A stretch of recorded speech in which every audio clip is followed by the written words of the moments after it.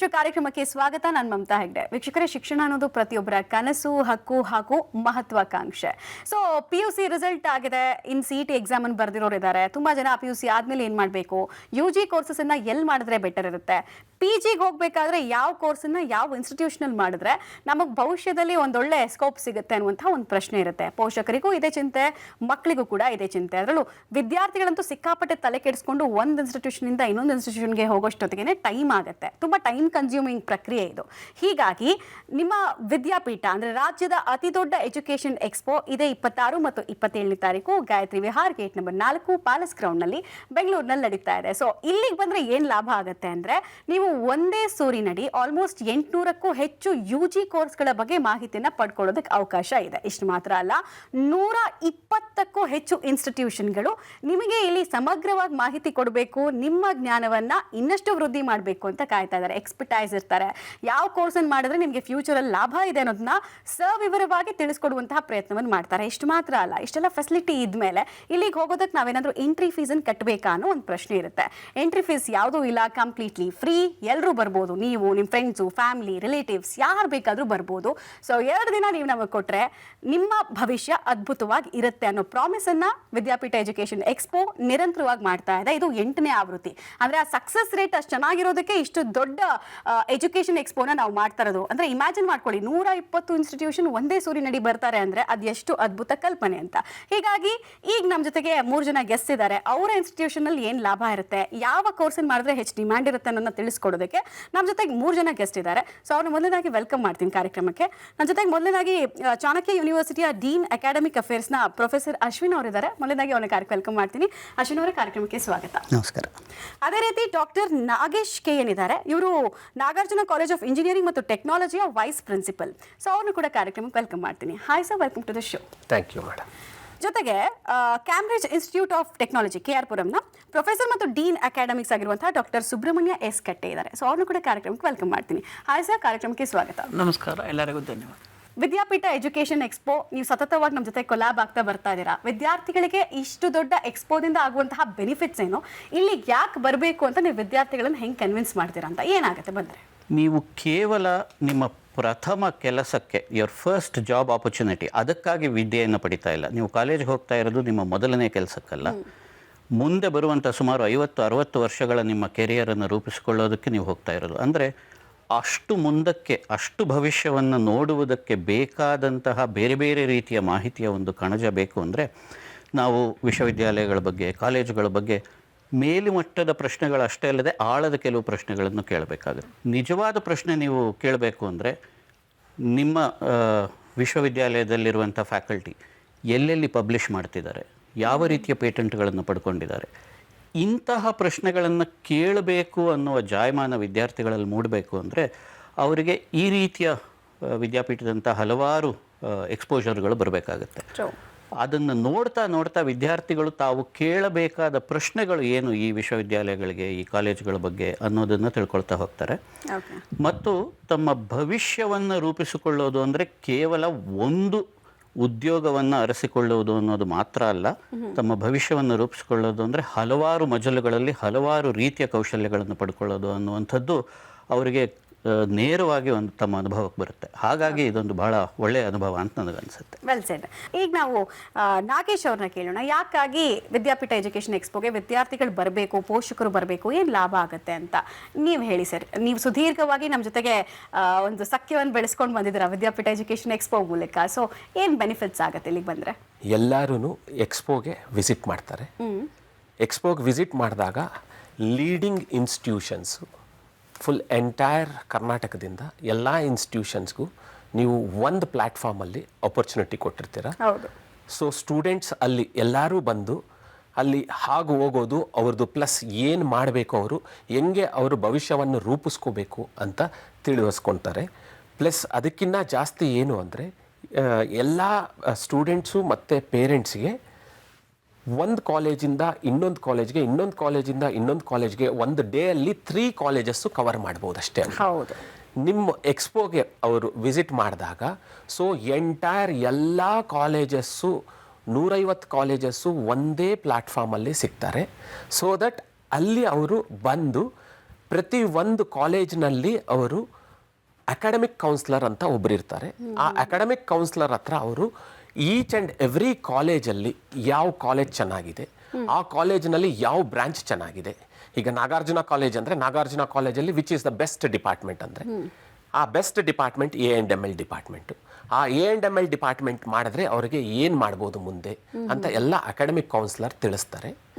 ಅದೇ ರೀತಿ ಪ್ಲಸ್ ಪೇರೆಂಟ್ಸ್ಗೆ ಜಾಸ್ತಿ ಡೌಟ್ಸ್ ಇರ್ತದೆ, ಗೊಂದಲ ಇರ್ತದೆ, ಯಾವ ಬ್ರಾಂಚ್ ಮಾಡಿದ್ರೆ ಮತ್ತು ಯಾವ ಕಾಲೇಜ್ ತಗೋಬೇಕು ಅಂತ.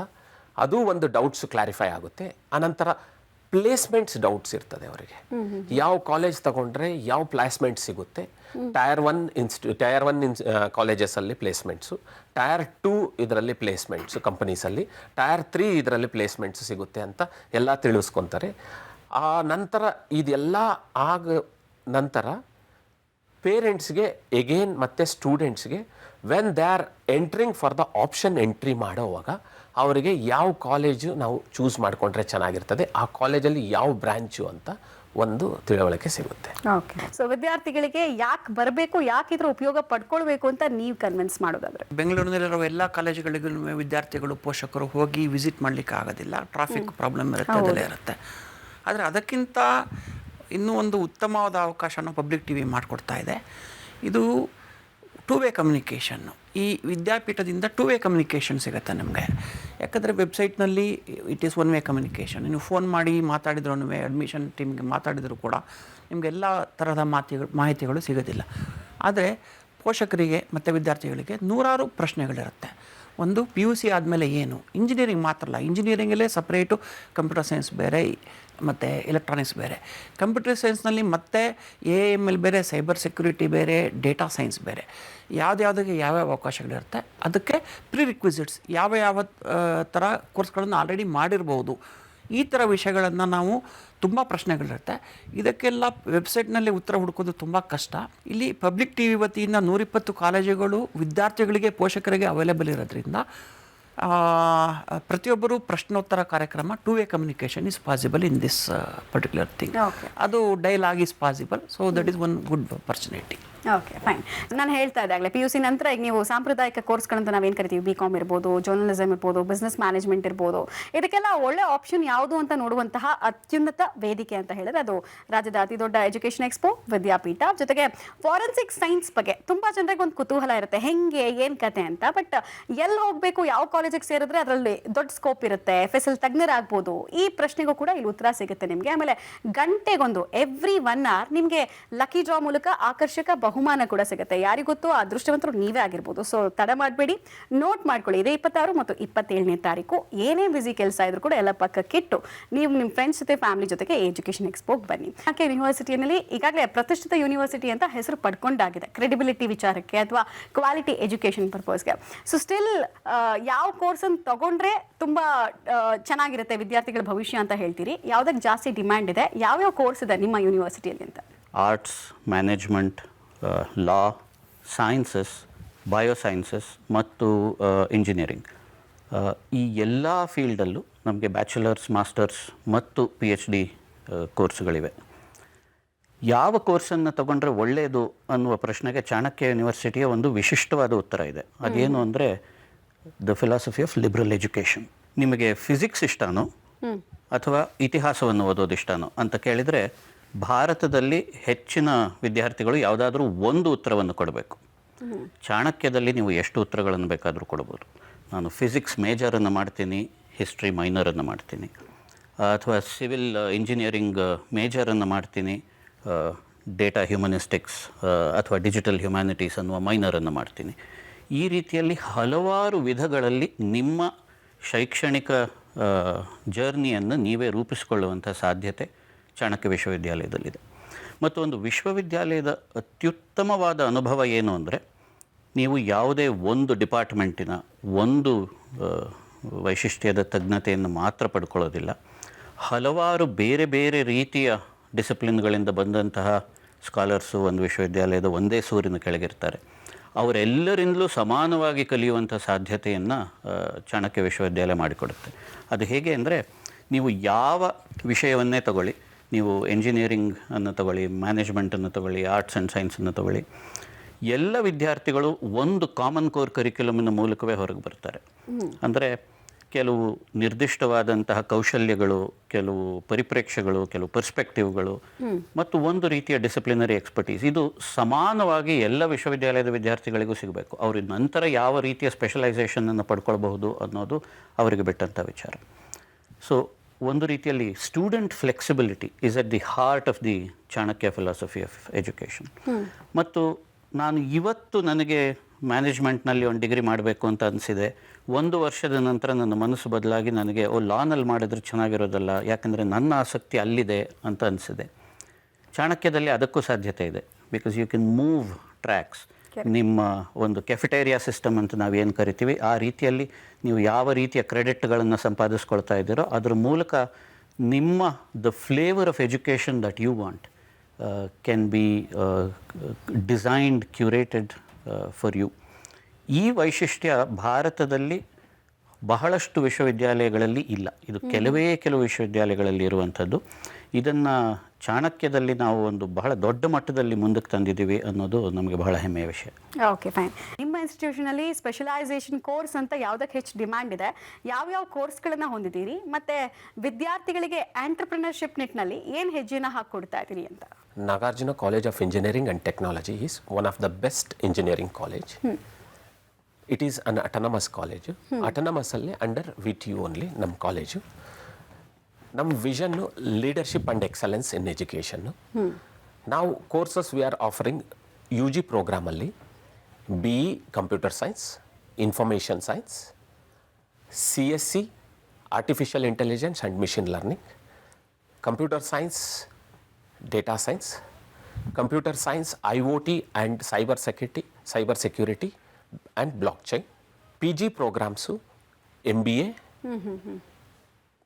MCA, ಸಿವಿಲ್ ಇಂಜಿನಿಯರಿಂಗಲ್ಲಿ ಸ್ಟ್ರಕ್ಚರಲ್ ಇಂಜಿನಿಯರಿಂಗ್, ಇದೆಲ್ಲ ನಾವು ಕೋರ್ಸಸ್ನ ಫ್ಲೋಟ್ ಮಾಡಿದ್ದೀರಿ. Afterwards, as I said previously, ನಮ್ಮ vision leadership and excellence in education. ಸ್ಟೂಡೆಂಟ್ನ ನಾವು ಹೋಲಿಸ್ಟಿಕ್ ಡೆವಲಪ್ಮೆಂಟ್ ಮಾಡ್ತೀರಿ. 360 ಡಿಗ್ರೀಸೂ ಅವ್ರನ್ನ 360 ಡಿಗ್ರೀಸು ಇಂಪ್ರೂವ್ಮೆಂಟ್ ಮಾಡ್ತೀರಿ. ಎಲ್ಲ ಹತ್ರ ನೋಡಿ ಕಲಿ, ನಮ್ಮಲ್ಲಿ ಮಾಡಿ ಕಲಿ.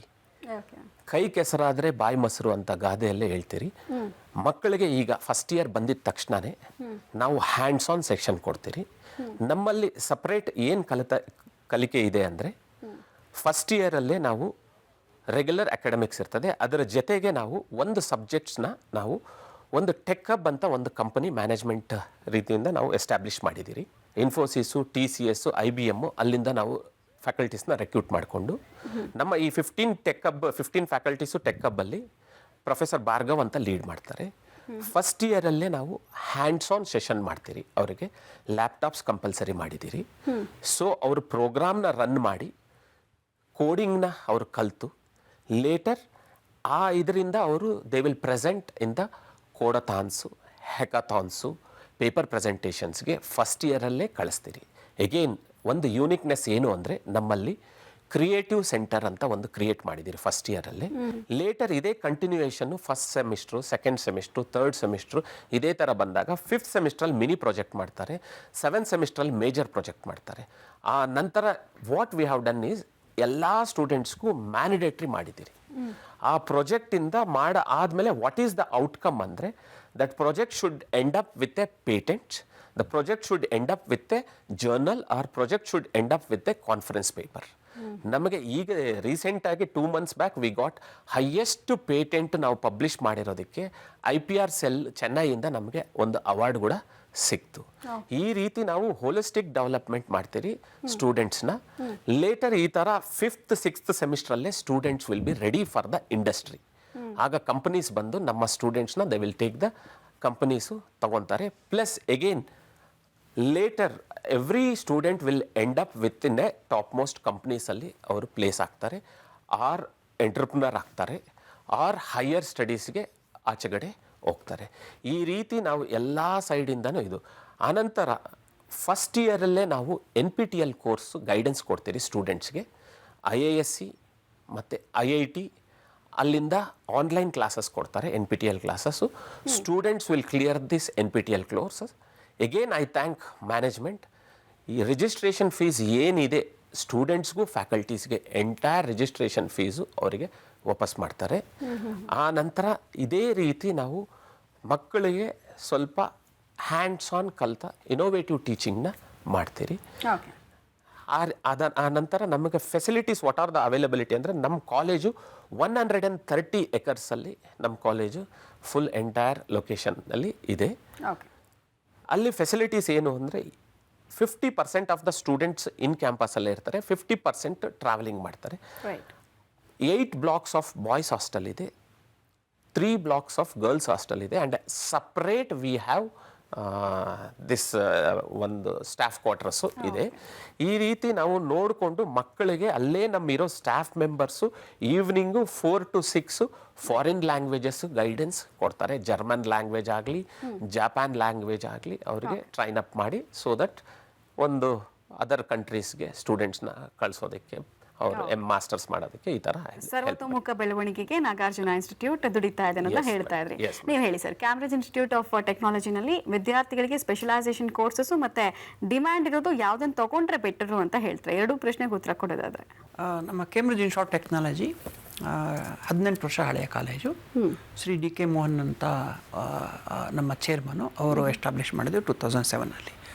ನಮ್ಮ college affiliated to VTU, autonomous ಆಗಿ 2 ವರ್ಷ ಆಗಿದೆ. 2023ನಲ್ಲಿ ನಮ್ಮದು ಆಟೋನಮಸ್ ಆಗಿದೆ. ಆಟೋನಮಸ್ ಅಂತ ಅಂದರೆ ನಮ್ಮದೇ ಪಠ್ಯಕ್ರಮ ಅಂದರೆ ಕರಿಕ್ಯುಲಮ್ ಇರುತ್ತೆ, ನಮ್ಮದೇ ಎವಾಲ್ಯೂಯೇಷನ್ ಇರುತ್ತೆ, ನಮ್ಮದೇ ಕ್ವೆಶ್ಚನ್ ಪೇಪರ್ ಸೆಟ್ಟಿಂಗ್ ಇರುತ್ತೆ. ಆಟೋನಮಸ್ಗೂ ಬೇರೆ ಅಫಿಲಿಯೇಟೆಡ್ ಕಾಲೇಜ್ಗೂ ಇದೇ ವ್ಯತ್ಯಾಸ ಇರುತ್ತೆ.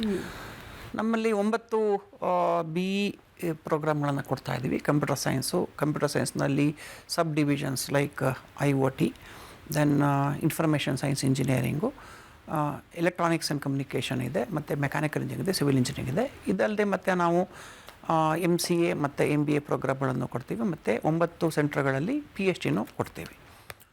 ಸೊ ನನ್ನ ಪ್ರಕಾರ ಹುಡುಗರು ಆಬ್ವಿಯಸ್ಲಿ ಇವಾಗ ಎಲ್ಲರೂ ಕಂಪ್ಯೂಟರ್ ಸೈನ್ಸು ಅಥವಾ AMLಗಳನ್ನು ತಗೊಳ್ತಾ ಇದ್ದಾರೆ. ಡಿಮ್ಯಾಂಡ್ ಯಾವುದಕ್ಕಿದೆ ಅಂತ ನೋಡಿ ತಗೊಳ್ಳೋಕ್ಕಿಂತ 4 ವರ್ಷದ ನಂತರ ಗ್ರಾಜ್ಯುಯೇಟ್ ಆಗಬೇಕಾದ್ರೆ ಯಾವುದಿರುತ್ತೆ, ಏನು ಪೊಸಿಷನ್ ಇರುತ್ತೆ ಅದನ್ನು ತೊಗೊಂಡ್ಬಿಟ್ಟು ಆ ಫ್ಯೂಚರ್ ತೊಗೊಂಡ್ಬಿಟ್ಟು ನೋಡಬೇಕಾಗತ್ತೆ. ಯಾಕಂದರೆ manufacturing sector, make in India, ಇದನ್ನು ನಾವು ಇಗ್ನೋರ್ ಮಾಡಲಿಕ್ಕೆ ಆಗೋದಿಲ್ಲ. ಸೊ ಆ ಬಗ್ಗೆನೂ ನಾವು ಗಮನ ಕೊಡಬೇಕಾಗತ್ತೆ. ಒಂದು ಕಾರ್ನಲ್ಲಿ ಮೆಕ್ಯಾನಿಕಲ್ ಇಂಜಿನಿಯರಿಂಗ್ ಕಾಂಪೊನೆಂಟು ಇರುತ್ತೆ, ಎಲೆಕ್ಟ್ರಾನಿಕ್ಸ್ ಕಾಂಪೊನೆಂಟ್ಸ್ ಇರುತ್ತೆ, ಸಾಫ್ಟ್ವೇರು ಇರುತ್ತೆ. ಸೊ ಸಮಾಜಕ್ಕೆ ಎಲ್ಲರೂ ಬೇಕು, ಎಲ್ಲ ಥರದ್ದು ಬೇಕು. ಅದಕ್ಕೆ ನನ್ನ ಅನಿಸಿಕೆ ಏನು ಅಂತ ಅಂದರೆ, ವಿದ್ಯಾರ್ಥಿಗಳು ಪೋಷಕರು ಹೇಳಿದರು ಅಂತ ಒಂದು ಕೋರ್ಸನ್ನು ಸೆಲೆಕ್ಟ್ ಮಾಡಬಾರ್ದು. ಅವರ ಅನಿಸಿಕೆ ಏನು, ಅವರ ಹವ್ಯಾಸಗಳೇನು, ಅವರ ಇಂಟ್ರೆಸ್ಟ್ ಏನು ಅಂತ ಹೇಳಿಬಿಟ್ಟು ಎಲ್ಲದನ್ನು ತೊಗೊಂಡ್ಬಿಟ್ಟು ಮಾಡಿದರೆ ಅತ್ಯುತ್ತಮ ಆಗುತ್ತೆ.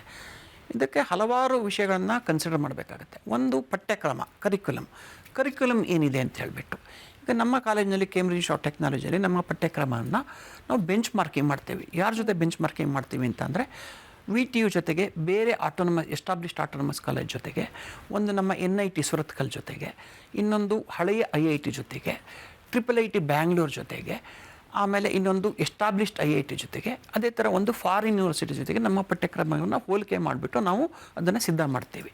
ಇದು ಒಂದು. ಪಠ್ಯಕ್ರಮ ಚೆನ್ನಾಗಿದ್ದರೆ ಎಲ್ಲದೂ ಚೆನ್ನಾಗಿರುತ್ತೆ ಅಂತ ಅಲ್ಲ ಅರ್ಥ.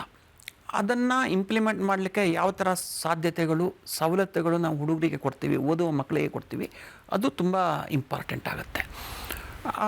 ಅದು ಆ ಥರದ ಎಲ್ಲ ಸವಲತ್ತುಗಳು ನಾವು ಕೊಡಬೇಕಾಗತ್ತೆ. ನಮ್ಮ ಕೇಂಬ್ರಿಡ್ಜ್ ಇನ್ಸ್ಟಿಟ್ಯೂಟ್ ಆಫ್ ಟೆಕ್ನಾಲಜಿಲಿ ನಾವು ಸ್ಟೂಡೆಂಟ್ಸನ್ನು, ವಿದ್ಯಾರ್ಥಿಗಳನ್ನು ಪ್ರೈಮರಿ ಸ್ಟೇಕ್ ಹೋಲ್ಡರ್ಸ್ ಅಂತ ಕನ್ಸಿಡರ್ ಮಾಡ್ತೀವಿ ನಾವು. ಇದು ಇನ್ನೂ ಒಂದು, ಇದನ್ನು ಇಂಪ್ಲಿಮೆಂಟ್ ಮಾಡಲಿಕ್ಕೆ ಒಂದು ಇನ್ಫ್ರಾಸ್ಟ್ರಕ್ಚರ್ ಬೇಕಾಗತ್ತೆ. ಇನ್ಫ್ರಾಸ್ಟ್ರಕ್ಚರ್ ಅಂದರೆ ದೇಹ, ಮತ್ತು ಬೋಧಕ ಸಿಬ್ಬಂದಿಗಳು, ಇವರು ಆತ್ಮ. ನಮಗೆ ಆತ್ಮನೂ ಬೇಕಾಗುತ್ತೆ, ಬಾಡಿನೂ ಬೇಕಾಗುತ್ತೆ, ಎರಡೂ ಬೇಕಾಗುತ್ತೆ. ಸೊ ಇನ್ಫ್ರಾಸ್ಟ್ರಕ್ಚರ್ ಇರಬೇಕಾಗತ್ತೆ. ಅದೇ ಥರ ಎರಡನೇ ಇಂಪಾರ್ಟೆಂಟ್ ಕಾಂಪೊನೆಂಟು ಸ್ಟೂಡೆಂಟ್ಸ್ ಆದಮೇಲೆ ಇನ್ಫ್ರಾಸ್ಟ್ರಕ್ಚರ್ಗಿಂತ ಮೊದಲು ಬರೋದು ಬೋಧಕ ಸಿಬ್ಬಂದಿ, ಅಂದರೆ ಫ್ಯಾಕಲ್ಟಿ ಮೆಂಬರ್ಸು. ಆ ಫ್ಯಾಕಲ್ಟಿ ಮೆಂಬರ್ಸು ನಮ್ಮಲ್ಲಿ ಪ್ರತಿ ವರ್ಷ 3 ಜನ ಅಥವಾ 6 ಜನ ಇಂಟರ್ನ್ಯಾಷನಲ್ ಫ್ಯಾಕಲ್ಟಿ, ಅಮೇರಿಕಾದಿಂದ, ಯುನೈಟೆಡ್ ಸ್ಟೇಟ್ಸ್ ಆಫ್ ಅಮೇರಿಕಾದಿಂದ ಬಂದುಬಿಟ್ಟು ಪಾಠ ಮಾಡಿಬಿಟ್ಟು ಹೋಗ್ತಾರೆ. ಹ್ಯಾಂಡ್ಸ್ ಆನ್ ಟ್ರೈನಿಂಗ್ ಈ ಥರದ್ದು ಕೊಟ್ಬಿಟ್ಟು ಹೋಗ್ತಾರೆ. ಇದು ನಮ್ಮಲ್ಲಿ ಡಿಫರೆಂಟ್ ಆಗಿದೆ. ಇದು ಸಾಮಾನ್ಯಕ್ಕೆ ಎಲ್ಲ ಕಾಲೇಜುಗಳಲ್ಲಿ ಮಾಡೋದಿಲ್ಲ, ಕೆಲವೇ ಕಾಲೇಜುಗಳಲ್ಲಿ ಮಾತ್ರ ಮಾಡ್ತಾರೆ ಇಡೀ ಕರ್ನಾಟಕದಲ್ಲಿ. ಇದಾದಮೇಲೆ ಪಾಠ ಮಾಡಲಿಕ್ಕೆ ಯಾವ್ದು ಥರದ್ದು ಕಾರ್ಯಕ್ರಮಗಳನ್ನು ಯಾವ ಥರದ ಮೆಥಡಾಲಜಿನ ಉಪಯೋಗಿಸ್ಕೊಳ್ತಾರೆ ಇವರು ಉಪನ್ಯಾಸಕರು, ಅದು ತುಂಬ ಇಂಪಾರ್ಟೆಂಟ್ ಆಗುತ್ತೆ. ಫಾರ್ ಎಕ್ಸಾಂಪಲು ನಾವು BE ಮುಗಿದ ಮೇಲೆ ಅಥವಾ BCom ಮುಗಿದ ಮೇಲೆ ಯಾವುದೇ ಮುಗಿದ ಮೇಲೆ 3 ಥರ ದಾರಿಗಳಿರುತ್ತೆ ಪ್ರತಿ ವಿದ್ಯಾರ್ಥಿಗಳಿಗೂ. ಅವರು ಪ್ಲೇಸ್ಮೆಂಟ್ ಮಾತ್ರ ನೋಡಲಿಕ್ಕೆ ಆಗೋದಿಲ್ಲ, ಆಂಟ್ರಪ್ರಿನರ್ ಆಗ್ಬೋದು. Instead of job speaker they can use the opportunity of job giver also. Entrepreneur ಆಗ್ಬೋದು ಅವರು. ಇನ್ನೂ ಒಂದು ಅಂದರೆ ಹೈಯರ್ ಸ್ಟಡೀಸ್ಗೆ ಹೋಗ್ಬೋದು. ಹೈಯರ್ ಸ್ಟಡೀಸ್ಗೆ ಇಂಡಿಯಾದಲ್ಲೂ ಹೋಗ್ಬೋದು ಅಥವಾ ಅಬ್ರಾಡ್ಗೂ ಹೋಗ್ಬೋದು. ಇದು 2ನೇ ಥರದಿರುತ್ತೆ. ಇದನ್ನೆಲ್ಲ ಇಂಪ್ಲಿಮೆಂಟ್ ಮಾಡಲಿಕ್ಕೆ suppose a student decides to join a company for a job, ಯಾವುದೇ ಇದ್ರೂ ಕೆಲಸಕ್ಕೆ ಸೇರಿದ ಮೇಲೆ ನೀವು AC ಹೇಗೆ ವರ್ಕ್ ಆಗುತ್ತೆ ಅದನ್ನು ಎಕ್ಸ್ಪ್ಲೇನ್ ಮಾಡಿ, IoT ಹೇಗೆ ವರ್ಕ್ ಆಗುತ್ತೆ ಎಕ್ಸ್ಪ್ಲೇನ್ ಮಾಡಿ. ಈ ಥರ ಪ್ರಶ್ನೆಗಳು ಬರೋದಿಲ್ಲ ಕೆಲಸದಲ್ಲಿ. ಕೆಲಸದಲ್ಲಿ ಬರೋದು ಬಿಟ್ಟು ಮಾಡಿಬಿಟ್ಟು ಎಕ್ಸ್ಪೀರಿಯೆನ್ಸ್ ಇರಬೇಕು. ಅದಕ್ಕೋಸ್ಕರ ನಾವು 40% ನಾವು ಲೆಕ್ಚರ್ ಕೊಟ್ಟರು 60% ನಾವು ಅವರು ಮಾಡಿ ಕಲ್ತ್ಕೋಬೇಕು. ಇದಕ್ಕೆ ನಾವು ಒತ್ತು ಕೊಡ್ತೀವಿ. ಆ್ಯಕ್ಚುಲಿ ಹ್ಯಾಂಡ್ಸ್ ಆನ್ ಟ್ರೈನಿಂಗಿಗೆ ಒತ್ತು ಕೊಡ್ತೀವಿ. ಈ ಥರದ್ದೆಲ್ಲ ಸವಲತ್ತುಗಳನ್ನು ನೋಡ್ಕೊಂಡ್ಬಿಟ್ಟು ಸ್ಟೂಡೆಂಟ್ಸು ಅವರ ಇಂಟ್ರೆಸ್ಟ್ ಮೇಲೆ, ಇನ್ಫ್ರಾಸ್ಟ್ರಕ್ಚರ್ ಮೇಲ್ಗಡೆಗೆ, ಬೋಧಕ ಸಿಬ್ಬಂದಿಯ ಕ್ವಾಲಿಟಿ ಬಗ್ಗೆ, ಆಮೇಲೆ ನಾವು ಕಾಲೇಜುಗಳು ನಾಲೆಡ್ಜನ್ನು ಕೊಡೋದು ಮಾತ್ರ ನಾವು ನಾಲೆಡ್ಜನ್ನು ಕ್ರಿಯೇಟ್ ಮಾಡಬೇಕಾಗುತ್ತೆ.